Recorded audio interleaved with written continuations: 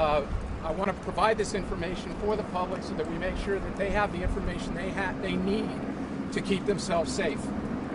Behind me I have, these are the other agencies that are involved in this investigation right now: the Austin Fire Department, Austin Travis County EMS, the local chapter of our FBI is here, the U.S. Marshals, Department of Public Safety, and the Round Rock Police Department are here to support.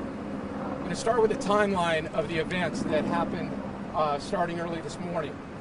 Approximately 11:42 a.m., a 911 call came in on what is called a shoot, stab, hot shot. It is our highest level priority call. That means that either someone's been stabbed or shot, or shots were taken. Came in the area of Great Hills Trail and Rain Creek Parkway. At that time, our officers began en route, running code, lights and sirens, and arrived, the first officer on scene, at 11:46 a.m., 4 minutes later. At that time, at that same time mark, 11:46, a reverse 911 activation was sent out in this area for all residents to know that we had a shooting that had taken place and to shelter in place. When officers arrived, they located 3 people who were injured and ultimately have been pronounced deceased. All 3 are adults. We have 2 Hispanic females and 1 black male. Our suspect, at this point, we think we know who it is, and he is identified, and I will be putting his name out because it is a matter of public safety at this point, because at this point he is still not in custody. He is tentatively identified as Stephen Nicholas Broderick. Stephen Nicholas Broderick. He's a black male, 41 years of age. He's described as being 5'7" with an average build. He's wearing a gray hoodie, sunglasses, and a baseball cap. I do not have a last known direction of travel at this point. We don't know if he's in a vehicle or if he's on foot. We still have many people in this area from all the agencies that I talked about that have that continue to look in this area for this individual. I'm sure you can hear the helicopters that we have overhead that are checking in the area, as well as people on the ground. What we're asking from the residents in this area is continue to shelter in place. This is still an ongoing and active investigation, and we do not have this individual in custody yet. We would ask, if you have your neighbors' phone numbers, call or text them, check on them, and make sure that they're okay. We are concerned that he might possibly take a hostage and be himself sheltered somewhere waiting for us to leave. And most importantly, if you see something or you have information regarding this incident, call 911 and please pass that information along. We will be putting out updates as this goes on to make sure that we keep everybody as up to date as we can.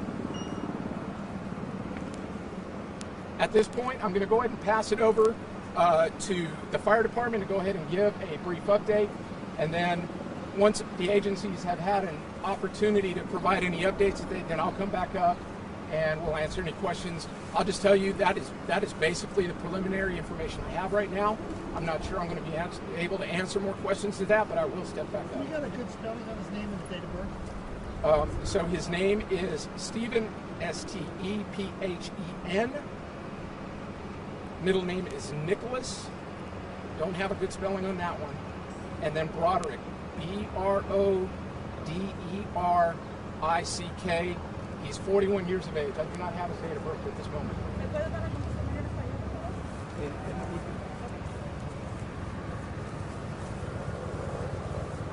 My name is Jeffrey Kennedy, Jeffrey Kennedy.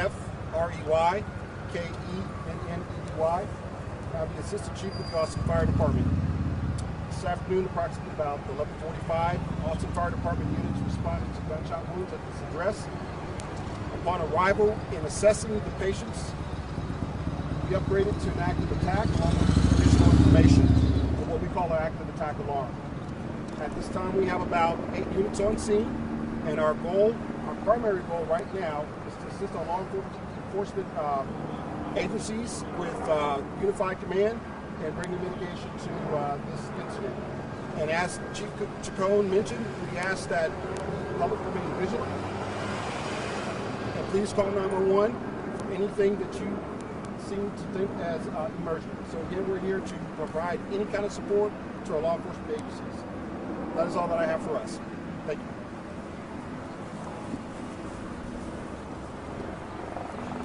Commander Mike Benavides, Austin Travis County EMS PIO.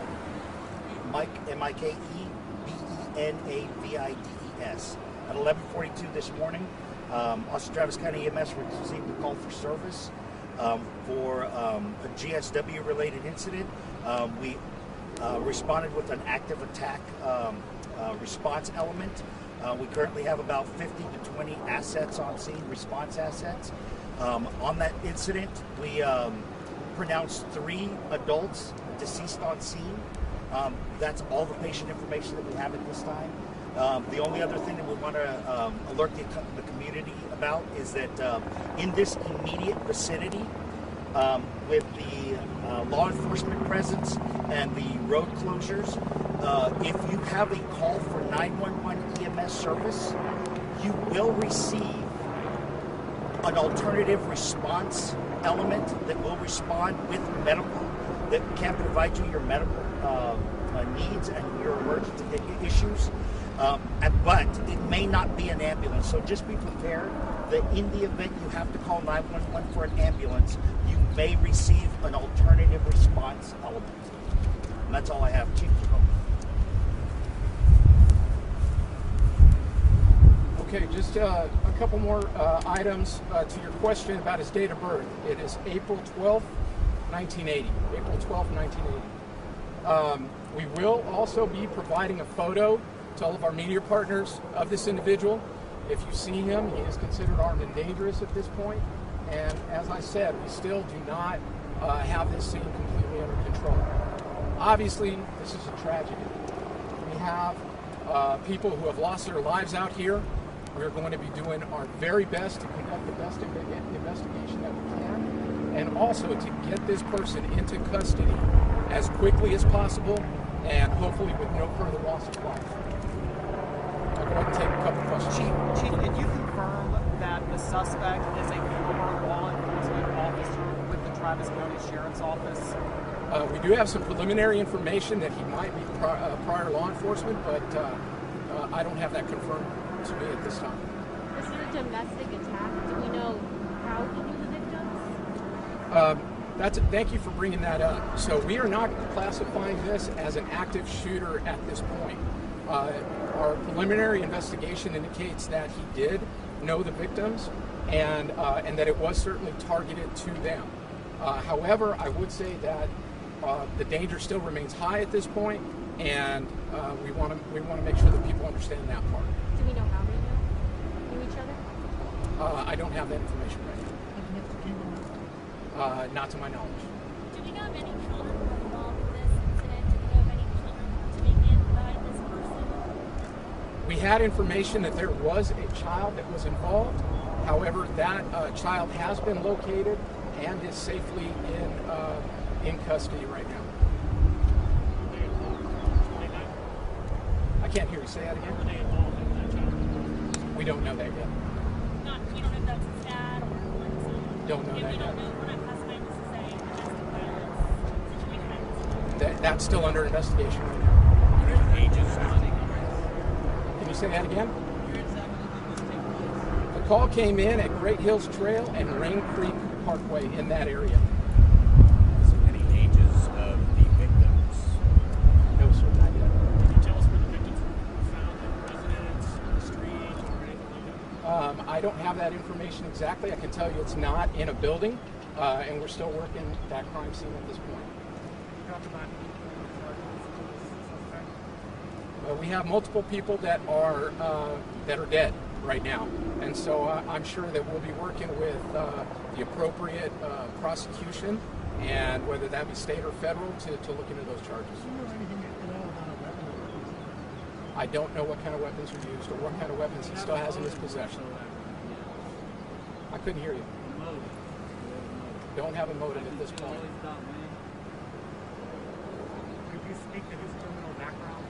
I don't have any information on any kind of background or know where it was. But you said you mentioned preliminary hearings that he was potentially for law enforcement. Do you know to what extent?